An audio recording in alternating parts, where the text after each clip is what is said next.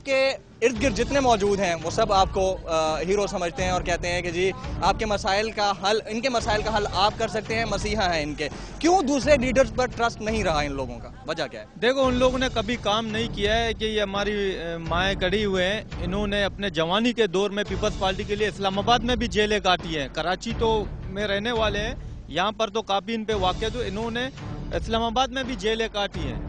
मगर आज इन लोग को जो सिला मिल रहा है, इस वजह से आज हम लियारी वाले तमाम जो है आपस में इत्तेफाक हो गए कि हमें नाइल नुमाइंदे नहीं चाहिए, हमें अच्छे नुमाइंदे चाहिए। रहा आपने सवाल किया पानी का मसले में, शहीद मोहतरमा बेनज़ीर भुट्टो ने सन 94-93 में मोहतरमा ने, बीबी ने, हमारी बहन ने 56 करोड़ रुपए का ठेका पानी का जो है लियारी के लिए पैकेज किया हुआ था। वो पैकेज जब काम गारों से लेके गार्डन तक आया, जो हमारी हुकूमत चली गई थी पीपल्स पार्टी की, तो उसके बाद एमक्यूएम की हुकूमत आई, तो उस दौरान जो है नवाज शरीफ के साथ मिलके जो है इन्होंने हुकूमत बनाई। उस दौरान वो पानी का कनेक्शन काट के जो है लेने जो है उन्होंने अपने तरफ ले गए, लियारी तरफ पानी नहीं दिया। बिल्कुल सही, आपकी बात से मैं इत्तेफाक करता हूं, लेकिन ये भी तो सच है उन्होंने 8 साल में कुछ नहीं किया। वो तो आपके अपोनेंट्स थे, जो आपके अपने थे उन्होंने 40 साल में आपके लिए कुछ नहीं किया। देखो, 40 साल पहले 94 से जब बीबी थी तो उस दौरान सब सही था, लोगों को रोजगार मसले मसाइल सब हो रहे थे। फिर उसके 94 के बाद फिर हमारे 2008 में हुकूमत आई, जो बीबी शहीद हो गई, हमारी बहन हमसे दूर हो गई।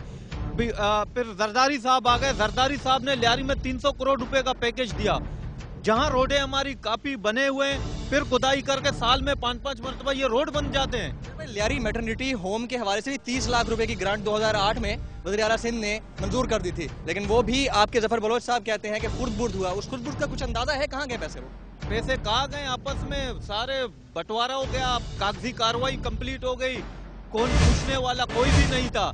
इंसान जब अपने हक के लिए लड़ रहा होता है तो वो फिर हथियार भी उठा लेता है, अक्सर फिल्मों में हमने देखा है। तो क्या हथियार उठाने से मसाइल हल हो जाते हैं? नहीं, हम हथियार उठाने वाले लोग नहीं है, हमारा नाम ही अमन कमेटी था। हम प्यार मोहब्बत वाले, भाईचारगी वाले। तो लोग जो कहते हैं कि अमन कमेटी जो है, अच्छा, ईमान, चोर, डाकू, लुटेरे, उसके लिए आपको एक शेर सुनाता हूँ, जो आज हमारी पीपल्स पार्टी में वो चोर डाकू घुस गए। ए मेरी सरजमी, पीपल्स पार्टी हमारी सरजमीन है, ए मेरी सरजमी, क्या बनना था क्या बन गए, वनडे कलंदर बन गए, कद नहीं था कदावर बन गए, रात को डाकू और दिन को अफसर बन गए। हाँ जी, बड़ी अच्छी बात है। लियारी ने हमेशा यहाँ से अच्छे सुपूत पैदा किए हैं, स्पोर्ट्समैन पैदा किए हैं, बड़े टैलेंटेड लोग हैं। वो स्पोर्ट्समैन को, उन स्पोर्ट्समैन को ऊपर लाने के लिए क्या हुकूमत ने कोई इकदाम किए हैं जितने करने चाहिए थे? ऐसा क्यों है सर, आप बताइए। असल में जिस तरह मेरे सरदार उदय जान ने कहा कि यहाँ लूट कसूट का बाजार बहुत ज़्यादा गर्म है और हर शख्स अपनी जेबें भरना चाहता है। वो यही समझते हैं कि इस हुकूमत के बाद फिर पीपल्स पार्टी की हुकूमत आएगी नहीं, इसलिए जो हाथ में आए वो खाओ। और वो ये कहते हैं कि पाकिस्तान खाते जाओ और खाते जाओ। वो कहते हैं कि पाकिस्तान का मतलब क्या, जो मिले वो जेब में पा। एक आखिरी सवाल उज़ैर भाई, वो ये है कि आप लोगों ने एहतजाज कर दिया, आपके ऊपर फायर खोले गए, लोगों को जख्मी भी किया गया, लेकिन मीडिया ने ट्रू पिक्चर उसकी दिखाने की कोशिश की कि क्यों इस तरह से लोगों पर फायर खोले गए, इसकी मजम्मत भी की गई। आइंदा के लिए लाहेअमल क्या होगा? आपके बिलावल हाउस में जाके मुज़ाकरात क्या हुए जफर बलोच साहब के, आइंदा का लाहेअमल क्या है? देखो, हमारे लाहेअमल यही, हम पुरअमन लोग हैं, हमने एहतजाज किया, हम ऐसे जमहूरियत पसंद लोग हैं, हम एहतजाज ऐसे करेंगे हमारे हक के लिए। हमारे हक नहीं दिए गए, हम फिर दोबारा एहतजाज करेंगे।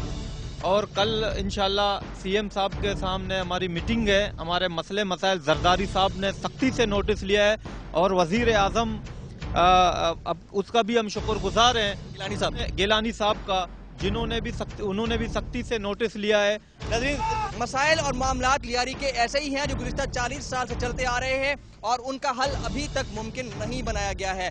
इसके अलावा सरदार उज़ैर जान बलोच की पहली दफ़ा इस वाक़े के बाद अपीयरेंस है डॉन न्यूज़ के खबरदार प्रोग्राम में, जिसके लिए मैं उनका शुक्रिया अदा करता हूँ। और आइंदा जो है लियारी के मसाइल पर भी, इसके अलावा दीगर जो भी मसाइल होंगे उस पर भी बात होगी। इस वक्त हम जाएंगे वज़ीर इत्तलात सिंध शाजिया मरी साहिबा के पास और उनसे जानने की कोशिश करेंगे कि आखिर क्यों ऐसा हुआ कि एक पुरअमन रैली के ऊपर फायर खोल दिए गए और कल तक जो आपके जियाले थे उनको आज आपने क्रिमिनल समझकर उन पर फायर खोल दिए। मजीद बात करेंगे और करेंगे अवाम को, निजाम को, सरकार को खबरदार। 2 अरब 30 करोड़ रुपए सिंध हुकूमत ने लियारी पैकेज की शक्ल में इम्प्लीमेंट कर दिया है और काम हो रहा है। क्या वो पैसे मिले हैं उनको?